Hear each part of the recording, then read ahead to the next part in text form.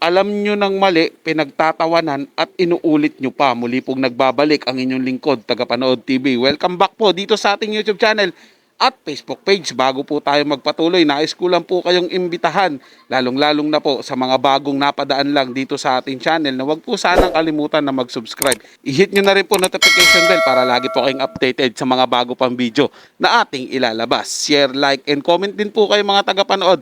Ating niyang babasahin at pupusuan. Muli po ako'y nagpapasalamat sa inyong walang sawang suporta at pagtangkilik po dito sa ating channel. So simulan na po natin ang ating reaction video sa araw na to mga tagapanood. Let's do this! Opisyal nang inanunsyo ng MTRCB ang kanilang desisyon na suspendihin ang pag-ere sa telebisyon ng kapamilya program na It's Showtime. Iyan ang mababasa sa inilabas nilang press release nitong September 4. Ayon sa MTRCB, pinapatawan nila ng 12-day suspension ng It's Showtime dahil sa patong-patong na reklamong natanggap nila matapos umere noong July 25 sa segment na Isip Bata ang eksena kung saan kumain ng icing ang mag-asawang sina Vice Ganda at Ayon Perez. Binigyan naman ng 15 araw ang pamunuan ng It's Showtime upang magsumite ng motion for reconsideration. Kung hindi babawiin ng MTRCB ang kanilang desisyon, maaaring iapela ng Kapamilya Show ang desisyon sa Office of the President. Ibinunyag din ng ahensya sa kanilang press release na hindi lamang ang pagkain ng icing ni Vice at Ayon ang insidenteng tumawag ng pansin nila. Pagdidiin ng MTRCB, 2 beses nang nakatanggap ng warning ang It's Showtime. Ito'y noong sabihin daw ni na Jong Hilario at Vice Ganda ang salitang G-spot noong January. Po mga tagapanood, malinaw na malinaw po yan. Ang dami nilang ginawang paglabag, yung It's Showtime. Opo, ay idol ko po sila mga tagapanood pero hindi naman nangangahulugan nun na kukonsintihin ko yung mali nila. Mali po nila yun mga tagapanood Ngayon sabihin po ng mga fans ng It's Showtime, asan po dyan yung sinasabi nilang bias ang MTRCB dahil hindi binigyan ng suspension ang AAT dahil sa ginawa ni Tito Sen. Biruin nyo po, tingnan nyo po yung mga pinagagawa nila. Tingnan nyo po yung mga paraan nila sa pagjo-joke nila. Hindi po ba? Masyadong obvious kung ano po pinapatungkulan nila. At talagang daman-dama po nila, tuwan-tuwa po sila dun sa pinagagawa nila mga tagapanood. Hindi na po tama yan ngayon. Dahil mas marami po ang mga batang nanonood. Dahil may segment po silang Isip Bata. Ibig sabihin, marami pong bata dyan sa studio nila mga tagapanood. Dahil mandyan po yung mga contestant. Tapos magjo-joke po sila ng green na ganon. Siyempre, magtatanong yung bata, annulation Tapos lalabas, sasabihin po ng ibang tao na napaka-bias. Bias pa rin po ba yan? Yung nakita nyo, ang dami nilang violation. Ngayon lang sila binigyan ng sanction dahil sa matindi pong ginawa nila Vice Ganda. Di po ba? Paulit, alam na po nila na mali yun Alam na po nila na meron silang Pero sa akin lang po, kapag ka nakagawa ng kasalanan at binigyan ng hatol, tanggapin na lang po ang hatol. Dahil nga po, ginawan nyo yun Baga, kayo ang gumawa ng kasalanan ninyo, di papanagutan nyo po yung ginawa nyong kasalanan. At ang malaswang pagsayaw at pananimit umano ng semi-finalist ng Girl on Fire na si Kim Dueñas noong February 14. Dahil sa balitang ito, naging trending sa number 1 spot ng Twitter Philippines ang MTRCB na sinundan naman ng It's Showtime. Pumangatlo sa trending topic ang chairman ng ahensya na si Lala Soto na isinumpa at pinagmumura ng mga galit na netizens. Ayon sa mga bumabatikos kay Lala, hindi raw naging patas ang MTRCB dahil sa pagka-absuelto ng EAT host na si Tito Soto matapos ding mag-viral ang isang clip kung saan hinahalikan nito ang kanyang asawang si Helen Gamboa noong July 29 para sa 44th anniversary ng Itbulaga. Para sa mga hindi nakakaalam, si Lala ang panganay na anak ni Tito. Kaya hirit ng mga netizens, hindi maiiwasang magkaroon ng conflict of interest at bias si Lala dahil kadugo niya ang sangkot sa issue. Noong August 2, eksklusibong nagpaunlak ng interview si Lala sa radio show na Christopher Minute. Sa programa ay ipinagtanggol pa ni Lala ang kanyang ama at ipinaliwanag na gano'n na raw talaga ang kanilang mga magulang kahit noong bata pa sila. Paglalahad pa niya, matagal na raw itong ginagawa ni na Tito at Helen sa telebisyon at wala naman daw nagiging problema. Katwiran pa ni Lala, ang ginawa ng kanyang mga magulang ay isang ehemplo ng mag-asawa. Kaya naman, wala raw dahilan ng MTRCB para ipatawag ang pamunuan ng EAT. Alam niyo po, lumaki po kasi akong ganun. Na halos araw-araw ng buhay naming magkakapatid. Ganun po talaga ang aming mga magulang sa telebisyon ay maski saan, mula pa po nung bata kami. They have been married for 55 years now. Wow! And tulad nga ng sinasabi ko, yung mga lambingan nilang ganyan, simula pa nung may show sila, yung cute, kapag nag-guest ang mommy sa school bukol at yung dating Eat Bulaga, all through the years, ginagawa po nila talaga yan. At wala naman naging problema kasi in fact, ito po ay isa pa rin ehemplo ng mag-asawa. Lumalabas din sa kanyang interview na kahit napakaraming reklamo ang kanilang matanggap tungkol sa isang programa o individual, ang MTRCB pa rin ang masusunod kung ipapatawag nila ang mga taong sangkot dito. Hindi naman po kasi, di ba, isang tao lang magrereklamo, aaksyonan kagad. Di ba po may volume po yan? Kung ilan, saka bibigyan ng aksyon. Ganun po ba yun? Okay, Romel, nanay, ganito po yun. Ang MTRCB is a quasi-judicial body. We are also a national government agency.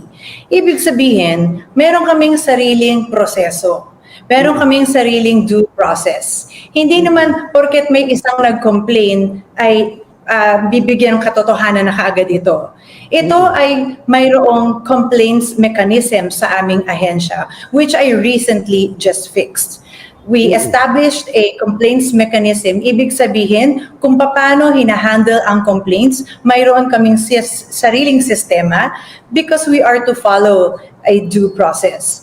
So kapag kunyari, halimbawa meron kaming natanggap na complaint, kailangan pa i-assess at i-verify ng aming monitoring inspection unit. Dahil hindi naman po basta magko-complain lang ay ibig sabihin may katotohanan na or may paglabag na. Ibig sabihin, kung sa paningin ng mga tao ay may mali sa eksena, ngunit sa tingin ng MTRCB ay wala naman, kagaya ng paghalik ni Tito sa leeg ni Helen, ay hindi sila mag-i-issue ng summon to appear sa mga producer ng isang show. Dagdag pa sa issue ng paghalik ni Tito kay Helen ay ang pagmumura ng AAT host na si Wally Bayola habang naglilibot sila ng co-host niyang si Jose Manalo sa labas ng studio ng TV5 para sa segment na Sugod Bahay Mga Kapatid noong August 10. Hiro ba yun o may karugtong pa yun? Sa kabila ng klarong pagmumura ni Wally, tanging pagpapatawag pa lamang sa pamunuan ng AAT ang nagawa ng MTRCB at ang pag-i-issue ng warning sa programa. Kaya naman bukod sa mga masasakit na salita, nananawagan din ng mga netizens na mag-resign na si Lala sa kanyang pwesto o mainam kung i-abolish na ng gobyerno ang MTRCB dahil sa umano'y paurong na pag-iisip ng mga taong kaanib nito. Ganyan naman po talaga ngayon mga tagapanood, yung kalakaran ngayon mga tagapanood. Ang gusto kasi nila kapag may hiniling sa gobyerno, may gustong ipagawa, mga iilang tao na yan, ang gusto po nila masunod.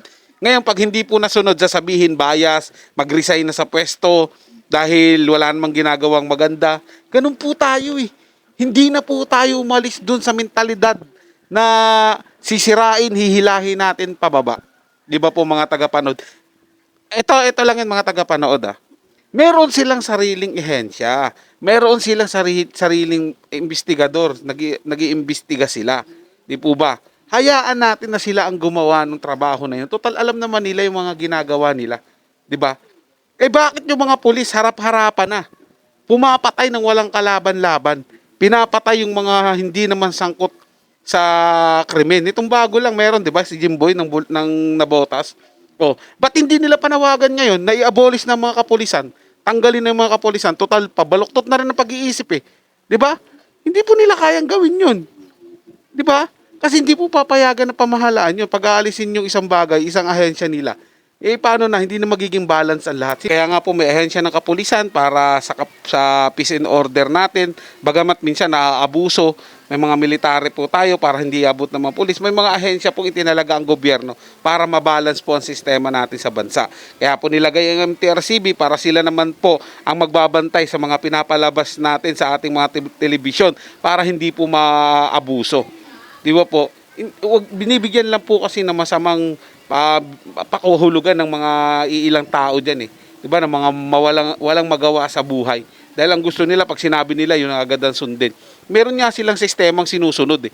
Kung sa tingin po ng MTRCB, hindi po laswa. Kahit sino naman po eh. Malaswa po ba yung ginawa ni Tito Sen na halikan yung sarili niyang asawa? Hindi po ba tayo natutuwa doon na mga lola't lola natin malambing pa rin sa isa't isa? Hindi po ba? Binigyan nyo lang talaga ng dahil pinagtatanggol po nila sila Vice Ganda, which is malaswa po talaga yun mga tagapanood. Kita nyo naman sa hitsura ng pagmumukha, di ba? Idol ko po sila, lagi ko po sinasabi yan. Pero yung klase na ginawa po nila sa harapan ng bata, hindi po kaya-aya yun. Yung mga biruan po nila, mga green joke na mga ganyan, hindi po kaya-aya yun ngayon. Po ba? Marami na talagang matang magmamasid. Pero yung sabihin na hihilingin para alisin si Ma'am Lala sa MTRCB dahil baya sa TBJ, malabo po yun. Kahit sinong ilagay mo dyan. Dati na po nga ginagawa nila Tito Sin yan. Hindi naman napapatawag sa MTRCB, di ba? Kasi hindi nga po malaswa, mga tagapanood. Dahil normal lang po yun sa mag-asawa yung ganun. Hindi naman po naghubad sa harapan ng television, mga tagapanood, o nagpakita ng malaswang ekspresyon ng muka. Hindi po ba? So yun lang po mga tagapanood. Nagustuhan nyo po yung paksangatan tinalakay sa araw na to. Kung kayo bago lang po na napadaan dito sa ating channel, huwag nyo po sanang kalimutan na mag-subscribe. Hit nyo na rin po notification bell para lagi po kayong updated sa mga bago pang video na ating ilalabas. Share, like, and comment din po kayo mga tagapanood. Ating yung babasahin at pupusuan. So hanggang sa muli po, ito yung Tagapanood TV. Komento at opinion lamang. Wala pong personalan. Paalam po at mabuhay po kayong lahat.